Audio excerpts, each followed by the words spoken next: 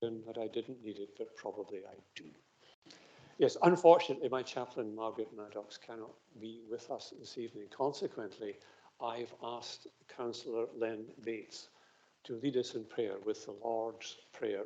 Len, Councillor Bates, over to you. Thank you, Chairman. Lord's Prayer. Our Father, who art in heaven, hallowed be thy name. Thy kingdom come, thy will be done, on earth as it is in heaven. Give us this day our daily bread, and forgive us our trespasses, as we forgive those who trespass against us. And lead us not into temptation, but deliver us from evil. For thine is the kingdom, the power, and the glory, forever and ever. Amen. Thank you. Thank you, Councillor Bates. We may now sit down.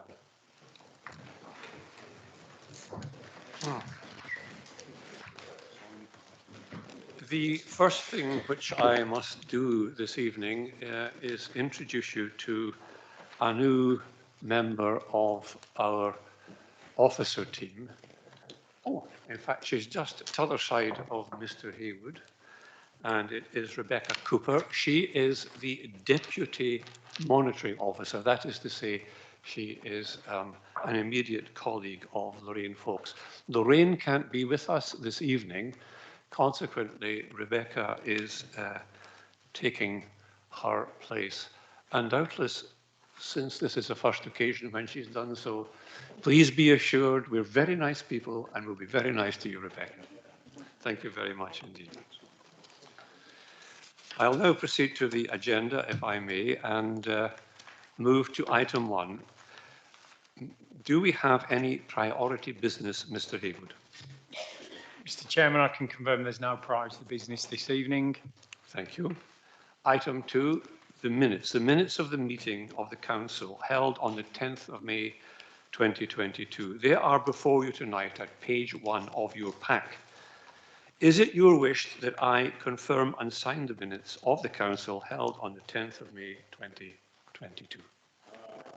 Thank you very much.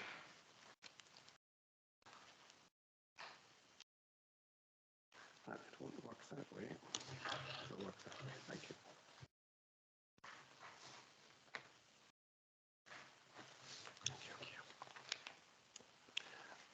Item 3. Are there any apologies, Mr. Haywood? Just one apology from Councillor Mrs. Bolton. Thank you.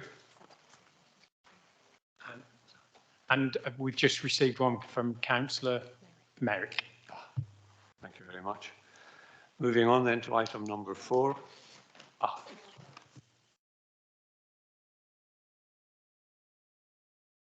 Michael Arms. Okay, thank you.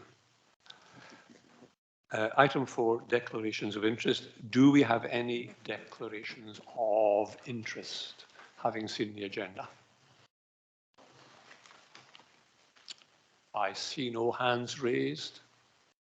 Thank you very much. Now move to item 5, questions under Council Procedure Rule 11.4. Can I pass to Mr. Haywood? There are none, Mr. Chairman. Thank you very much. Item 6, we now have the report of the Leader of the Council. Can I call upon Councillor Lees to present his report? Councillor Lees. Thank you very much, Mr. Chairman. Good evening, members. I must start my report tonight with how much we are looking forward to the forthcoming celebrations of the official opening of our magnificent hub, with the Queen's Baton Relay passing through the hub, followed by the unveiling of the memorial plaque for Councillor Brian Edwards by his son, and finally the presentation of awards. Emery or Lindsay will let you have the programme details shortly if you've indicated that you are going to attend. Now on to partnership services. You have the report, but a few points I would like to update you on. First of all, the assets. Phase 1 of the Womburn Enterprise Park redevelopment now continues at pace, with the construction of the industrial block to the rear of the site due for completion later this summer.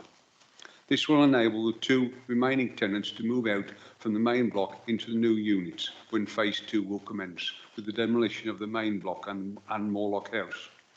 the Lidl supermarket, and up to 4 smaller retail units will then be constructed on the site. As part of our asset management plan, we'll be focusing this year on roofing work on most of the enterprise parks. A specification has now been put together and officers are finalising the procurement plan to tender for the work to be undertaken during the remainder of this year. Officers will also start putting together the specification for much needed decorating works across the portfolio, although this work will be happening after the roofing work and over the longer period of time.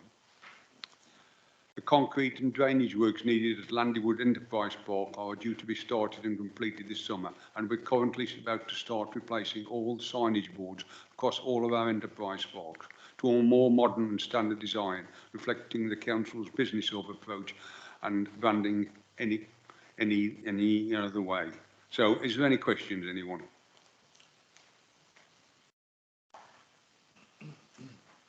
No one's indicated, Mr. Chairman, so shall I move on? Please, so can I please call on Mr. Terry Mason to give the Planning and Business Enterprise? Thank you. Thank you. Welcome, members. You've got my report already in front of you. There really is only one point that I would like to add to it, and that is the fact that it mentions there that the publication of the Regeneration and Levelling Up Bill will have implications for the local plan process when it's enacted. However, the duty to cooperate and housing targets will not be affected at this stage of our local plan review, and the timetable remains unaffected. I am aware that some of you may have either heard of or seen the question that was tabled by the MP for Wensfield, Jane Stevenson, that was responded to by Michael Gove, who said that they were removing the duty to cooperate and that it would prevent urban sprawl and all sorts of things like that. Well, obviously, whilst I can see the smile on the face of the member for Essington here, unfortunately, we did seek clarification because it could have significant impact on the local plan that we are currently underway with. The leader of the council and myself wrote to Mr. Gove for requesting urgent clarification, and the leader followed that up with a letter to our MP, Sir Gavin Williamson, and we did get a response on the 14th of June, and I'm going to read you a couple of bits of it. Having an effective up-to-date plan in place is essential to planning for and meeting housing requirements in ways that make good use of land and result in a well-designed and attractive places to live. I'm pleased to hear about your ongoing efforts to get an up-to-date plan in place for South Staffordshire and your office's engagement with the Planning Advisory Service. Turning to your questions, the government recognises the need to ensure good consistency between neighbouring plans and with the plans and proposals of infrastructure providers. We want to empower places and organisations to work effectively together to assure that this is achieved. When we repeal the duty to cooperate, we will replace it with a more flexible, the term is alignment test, set out in national policy. The duty to cooperate remains a legal requirement for all plans currently being brought forward, and I would like to finish by emphasising my message to LPAs to keep going with planning preparation. He does have a paragraph in there that sort of elucidates on the new flexible alignment test. He actually says, the key point here is that local planning authorities and inspectors will be able to make changes to local plans to address shortcomings in alignments, rather than the current system where a failure of the duty to cooperate results in the failure of that plan.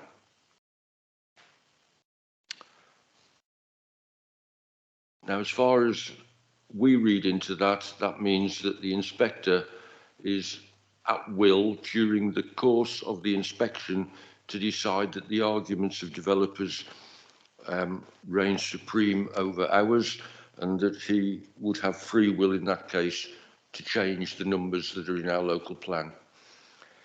Having investigated it as far as we can, our recommendation remains that we continue exactly as is, because we know the rules under the duty to cooperate.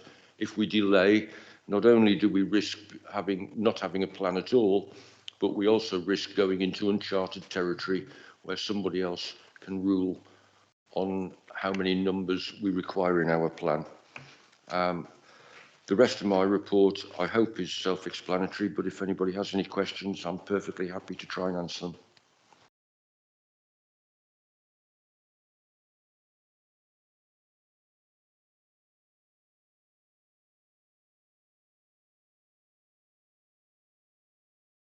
So we'll go on to regulatory services.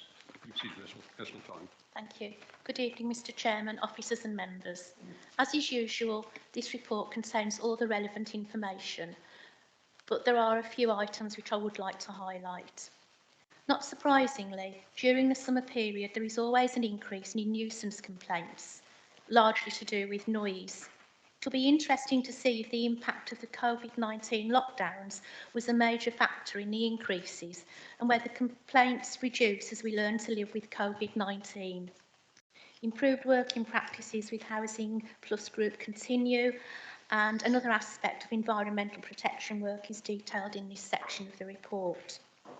The transfer of taxi licensing functions to the City of Wolverhampton Council was successfully delivered from the beginning of April. The team at Wolverhampton report back on a regular basis with regards to any compliance issues which have been highlighted by their enforcement activities. Fortunately, there have been few in number and relatively minor. It's encouraging to see that several new events are taking place this year, including Camp Festival at Weston Park during the third weekend of August. Our team have met with the organisers and other agencies involved to understand the event format, structure and event management plan to make this family-friendly event enjoyable and safe. The food and safety team have made excellent progress against the FSA recovery plan targets. Along with all category A and B premises, over 100 unrated, generally new businesses or those under new management were inspected. A handful of unrated businesses were unable to be inspected as they were either not trading yet or had moved. The team completed all 0, 1, 2 and 3 rated premises and all high-risk manufacturers. By prioritising higher risk premises, the FSA's requirements were not only met but exceeded, as some of the above did not require completion until the end of June. Our current broadly compliant rate is 95%, which demonstrates that overall our businesses have managed to maintain their standards, unlike in many other regions. This is really good news.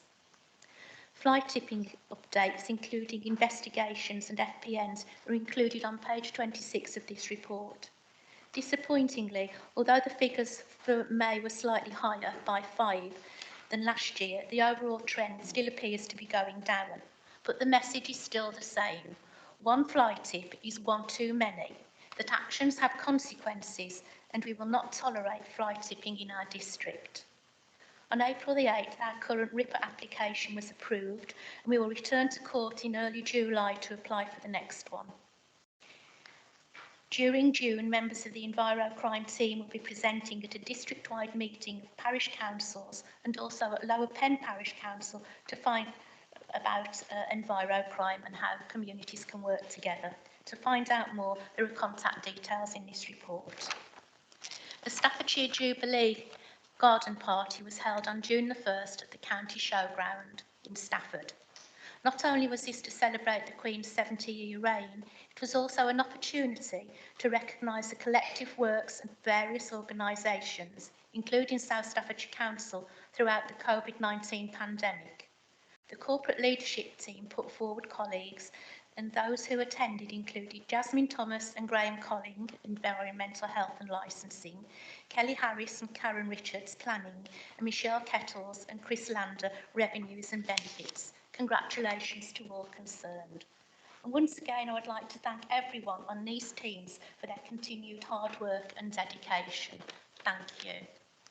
if anyone has any questions, I'll try my best to answer. Councillor Allen, please. Thank you. Just briefly relevant to the enviro crime, has there been any answer to the questions raised by Councillor Reid about dumping of waste on to farmland as part of the enviro crime meeting? Thank you.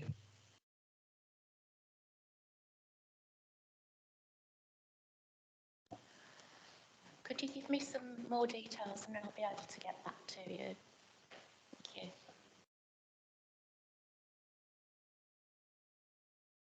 Any further questions from Councillor Heseltine? In that case, Leader, if you'd kindly. Thank you. Now can I call on Business Transformation, Mr David Williams.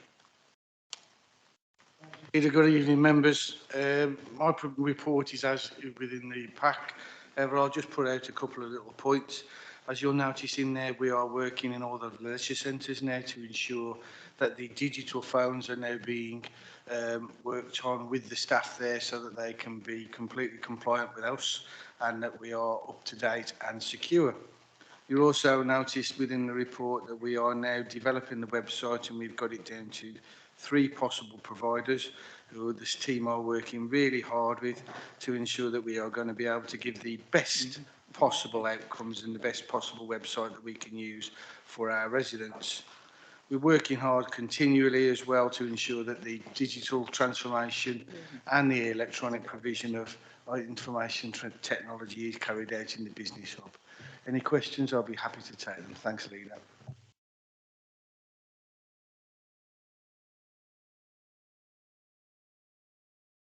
No further questions to David? So now I'll call on for Welfare Services, Councillor Robert Reid. Thank you, Mr. Chairman. Good evening, members. You've got my report in front of you, and I'd just like to add a couple of things. One is that regarding the welfare services and the Ukraine scheme, over and above that report there, on June the 6th, we had a welcome event here at the hub for the Ukraine families and sponsors. Support services were on hand to offer advice, and the event was well attended and well received. I'd also like to update you really on the payments for the energy. There's been 225,000 have been made. Those that paid by other means, all that is by direct debit, of course, which is a quite simple system. Those that pay by other means who are eligible, letters have been sent inviting them to apply. It's approximately 9,500. To date, 7,300 have applied. Reminder letters will be sent in July to encourage customers to apply with a deadline at the end of August. The scheme closes the 30th of September nationally. If they don't apply in time, payments will be made to their council tax accounts. This will ensure that they don't miss out. The difference is that they've got them, if they apply now, they will have their money in their hand, but otherwise I'll have to wait until next year. So we shall be encouraging them to apply. The other one is the discretionary scheme launched at the end of May. Those identified as eligible, i.e. low income, disabled, who are probably high energy users, have been paid or written to. This is to encourage them to apply. That closes my report, Mr. Chairman. I'm happy to take any questions should they come.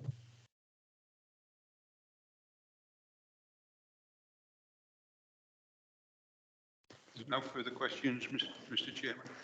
I'll move on to Community Services, Councillor Len Bates.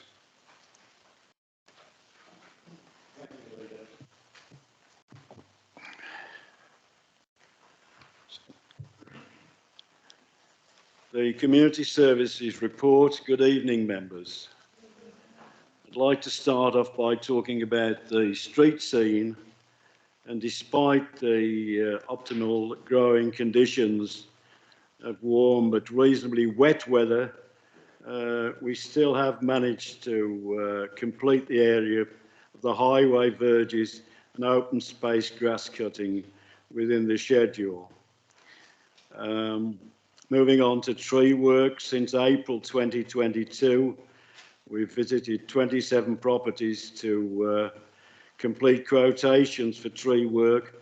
19 customers have agreed to the work to be carried out. Our tree inspector has started working for us on the 6th of June of this year with the task of completing a survey of all the council-owned trees across the district. Moving on to leisure services, agreements have now been formally agreed with 3 of the academy trusts, and the refurbishment programmes have now taken place. Work commenced at Penkridge Leisure Centre on the 9th of May this year and will be completed on the 22nd of July. Included in the installation of the new internal and external signage and the internal redecoration to the reception, circulation and corridor areas. Work will commence at Womben Leisure Centre on the 25th of July. And at the end of the financial year, Leisure Centre membership has grown to 3,289 members. This is now 83% of the previous or the pre-COVID levels. Benchmarking both locally and nationally has shown that local authorities and trusts have recovered to around 80%. The service enjoyed good membership growth in this financial year to date. The growth has largely been underpinned by the Shape Up Summer campaign. The campaign began on the 1st of May until the 12th of June. To date, the campaign has led to 379 new members. The new membership will generate an additional charge of £94,000 based on the current average over a 12-month period. Moving on to Bagridge.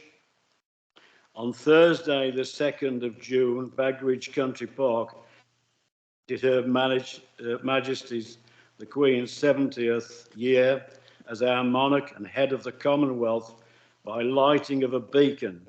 Hundreds of beacons were lit across the country and the Commonwealth to kickstart the weekend of the Jubilee celebrations. To engage members of the public in this milestone event, the beacon appeared through Facebook pages. The event has attracted 4.2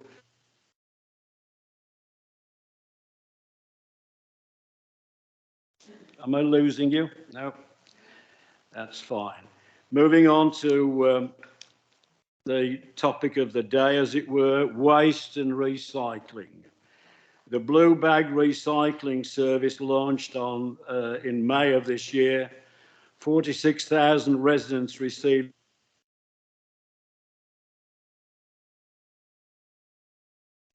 being used for their paper and card recycling, with the blue bin being retained for glass, cans and plastics. The vast majority of our residents are presenting the correct recycling items. The quality of our recycling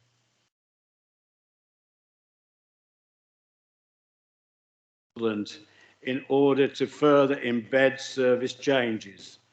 A communications campaign has been developed to further educate residents on what they can do to be recycled, putting things into the blue bin and also into the blue bag, and indeed what cannot. At the 21st of June this year, 21,500 garden waste permits have been purchased. Week 4 data, 2 complete cycles of the new bag collection system. Rejection rate at 8% average to date since the 23rd of May. 22,842 collections last week, and that is a total of 9,330 since the collection began. All the waste collection streams were caught up by the close of play on Friday, the 12th of June. Moving on to the Commonwealth Games, the Queen's Batons Relay.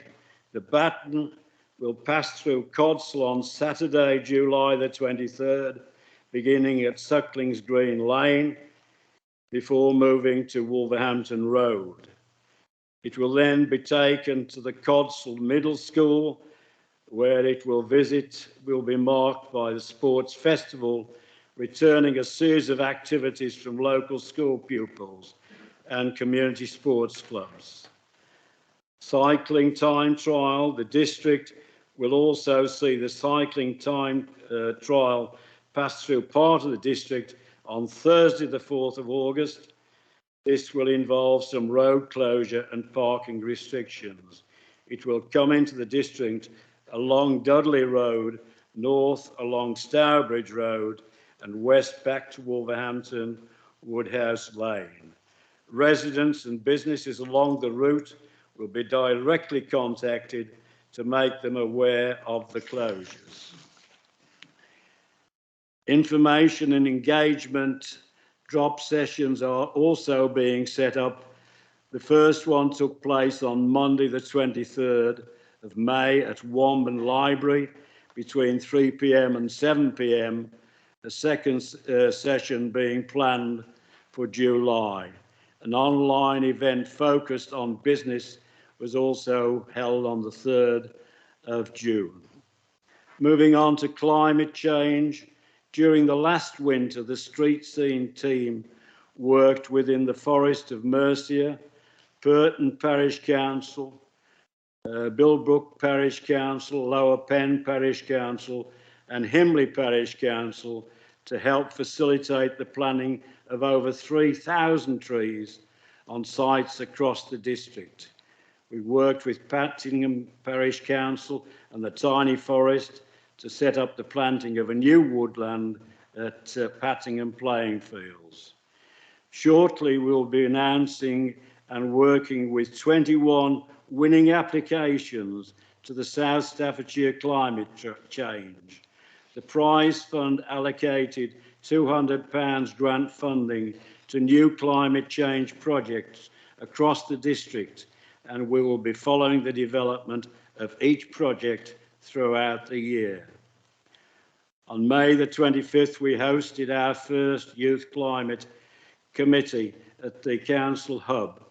More than 30 school children from 6 schools took part in the debate and discussed the ideas and actions on climate change. We discussed the importance of the local involvement, and each child made a climate pledge, and a simple thing to do, and this can be done at home to help the environment. And it really was exciting to see these young people and their understanding of climate change.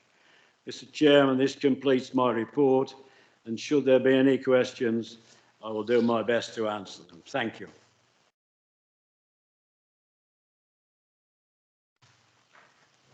Yes, Councillor Cope. Thank you, Chairman. Questions about weed spraying. I'm getting a lot of complaints about weeds in the gutters, the curbside. Now, it used to be, this may have changed, it was the county council that sprayed the weeds, and then we took the responsibility with our road sweeper to come along afterwards. Often that didn't work properly because often the sweeper had come and the weeds hadn't been sprayed. What is the position now? Are we behind on the weed spraying, and what's the cycle for weed spraying, please?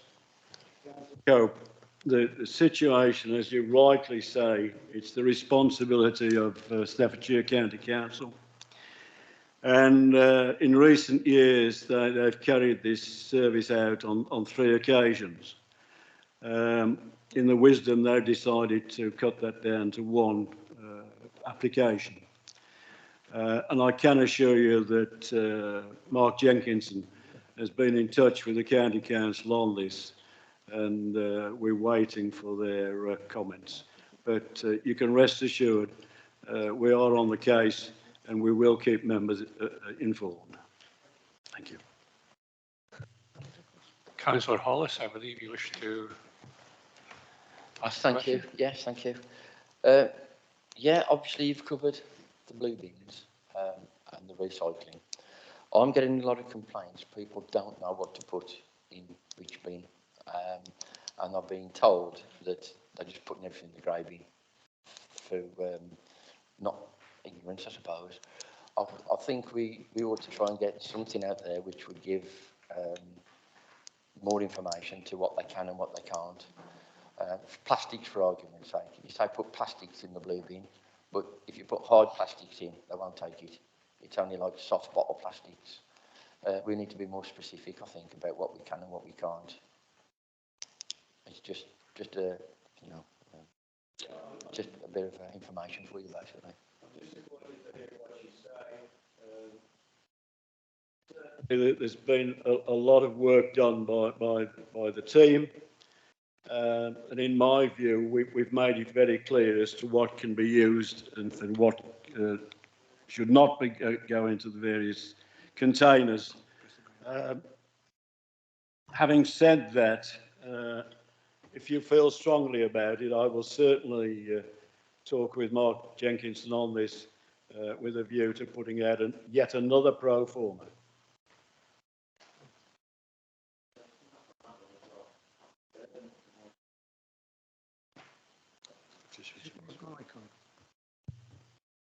Thank you, Councillor.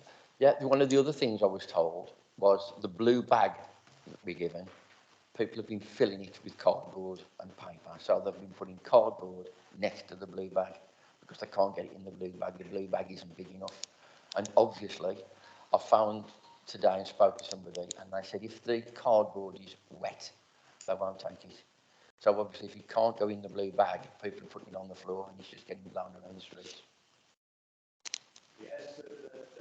Yes, what I would suggest is that I was going to say put the cardboard alongside the bin, but it isn't really going to help if it rains. I'd like to come back to you on that one. You could have a second bag, and I think that might be the answer. You can take it away with you. Thank you. Councillor Penny Allen, please. Thank you. Just about replacement bags. Some have been lost already because they've been emptied into the lorry. Some have been lost because they've been blown down the street. And some have been lost into the bottom of the bin where a resident can't reach them. In order to facilitate people receiving a replacement bag, would it be possible, for instance, for a central location in each community to be able to have these replacement bags?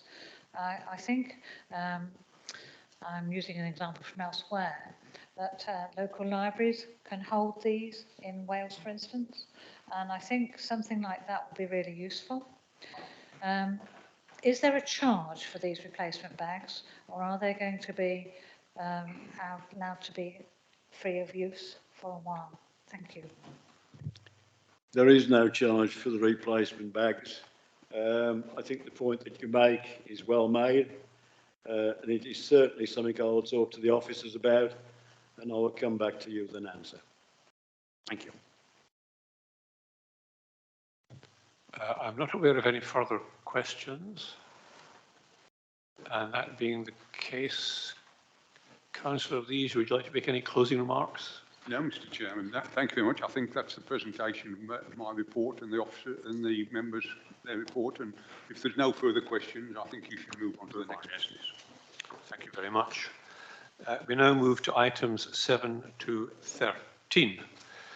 If we turn to page 35 onwards of the pack, we have the reports from the chairman of the committees giving a brief update to the council on what has taken place in their committee since the last council meeting. We will take these items together, and if any chairman wishes to speak, chairman of one of these committees would like to speak, please indicate now.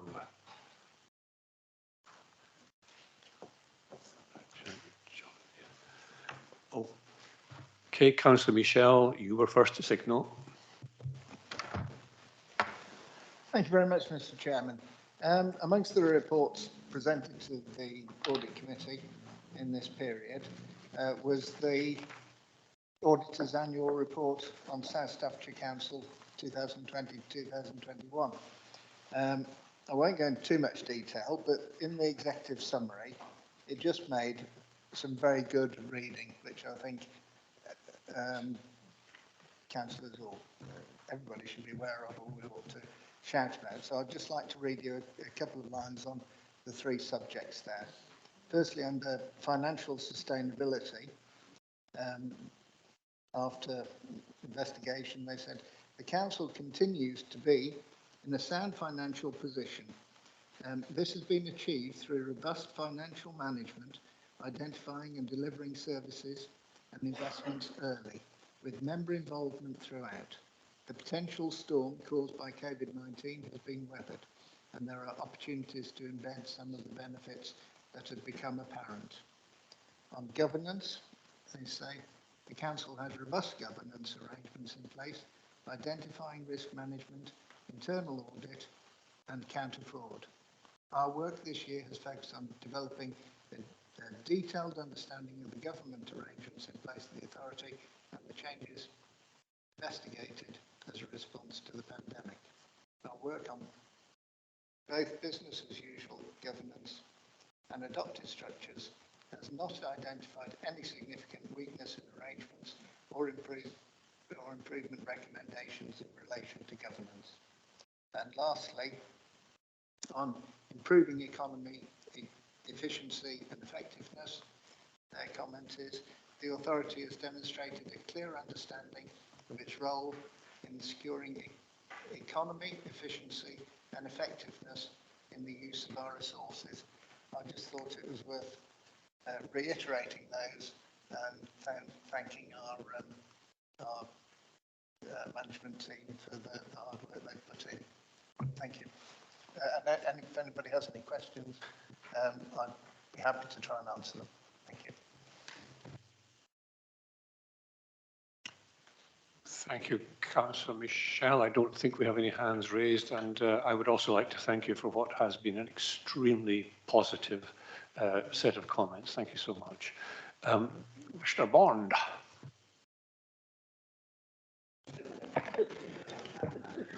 Thank you very much, Chairman.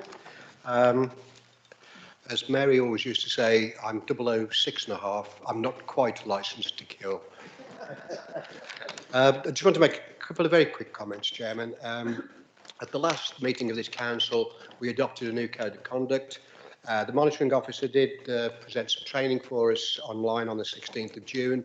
For any members that did miss that, it is available online and you can catch that up and register that with the monitoring officer to say that you've done it. You will note in my brief report that we've changed the arrangements for dealing with code of conduct complaints. The committee that was the review subcommittee will now be the assessment subcommittee, and that will review the complaints that are justified to be reviewed, which the monitoring officer used to do previously. They will now be done by that committee. The membership of that committee remains the same as it was for the previous one. The new arrangements for dealing with complaints also take account of equalities. So it provides for the submission of complaints where people have difficulties in completing the form themselves, but we do stress the confidentiality of that. And members will probably be pleased to note that there are no complaints going through at the moment against members of this council. If there are any questions from people, I will do my best to answer, Chairman. Thank you, Councillor Bond. I do not see any hands raised with a question request. Would any other of the committee chairmen like to speak? Councillor Kinsey, please. Thank you, Chairman. Just a very brief report on the goings-on at Overview and Scrutiny in recent months. Meetings held on the 29th of March and the 26th of April examined youth service provision and the work of Homes Plus, respectively. Worth noting that both were actually really quite busy meetings. There was a lot of scrutiny applied in those. The last committee meeting held on the 24th of May reported on the completed activities of the challenge panels, including a brief report from Councillor Barrow regarding the Your Place challenge panel. The remits of the challenge panels going forward for 22-23 will be examined at the next meeting on the 12th of July. The forthcoming work programme was also outlined during the 24th of May meeting, setting out the planned meetings for the coming year. The highlight, really, of the last meeting, Mr Chairman, it lasted a grand total of 6 minutes, which I believe to be a record, although I do not anticipate we'll get anywhere near that anytime soon. If there are any questions, members, I'd be happy to try and answer. Thank you, Chairman. Councillor Allen. Thank you, Mr Chairman. I'm delighted to tell the Council that the first youth club arrangements for Purton will take place from September this year. They're going to use our church premises. Thank you.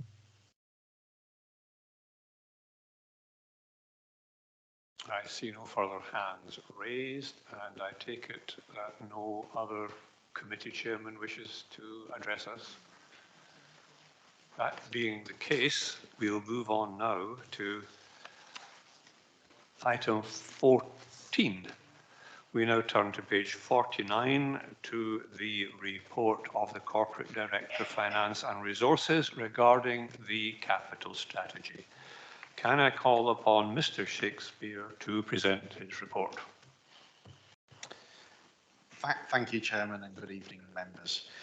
As you'll be aware, the Council currently has a capital strategy in place that was approved by yourselves in 2018 for a 3-year timeframe. The requirement for each local authority to produce a capital strategy is set out within the Chartered Institute of Public Finance and Accountancy's Prudential Code, which was updated in 2021, and the strategy before you has been produced in accordance with this. The capital strategy sets out the key strategic direction for the Council's capital programme. It sets the principles for prioritising our capital investments, including the governance, scrutiny and assurance process that the Council undertakes.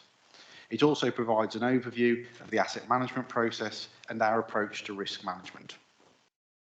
The capital strategy forms an integral part of the Council's medium-term financial plan.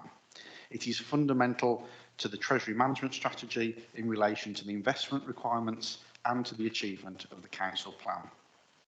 Within this latest iteration of the capital strategy, I'd point out to members that the look and feel of the document is more accessible.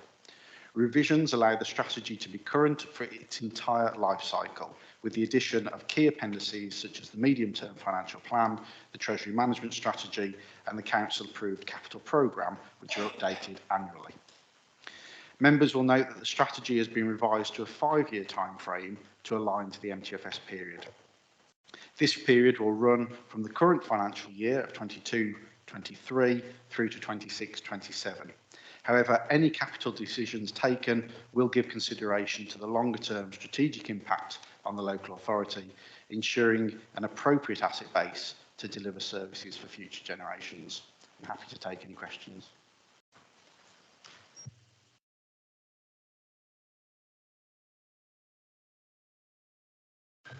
Can I ask someone to propose acceptance of this report?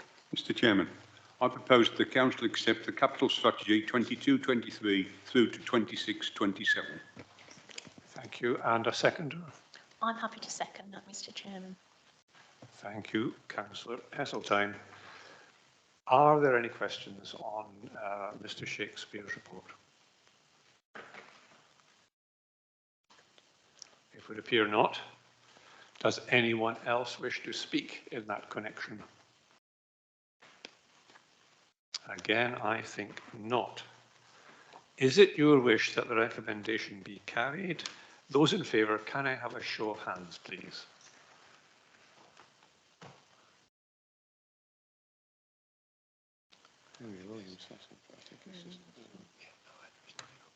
Oh, he has. Yes. Okay. I think it's unanimous. I believe that's unanimous. Thank you so very much for that.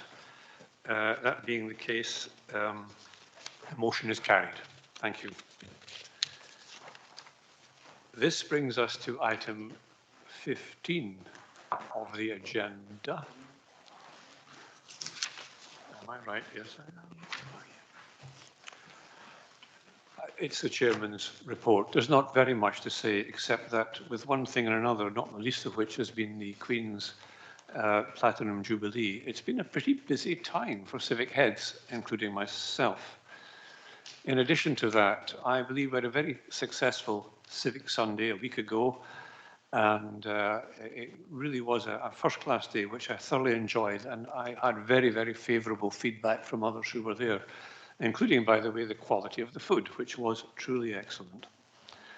I've also attended this current Sunday past, the Civic Sunday of the Codsall Parish Council, and I look forward to further civic events in the coming months. I'd like to give a reminder following upon what the leader of the council had to say about the opening ceremony for the Codsall Hub. If you would like to attend that and have not yet responded to the invitation, I do urge you to do so. It should be a very, very nice day indeed.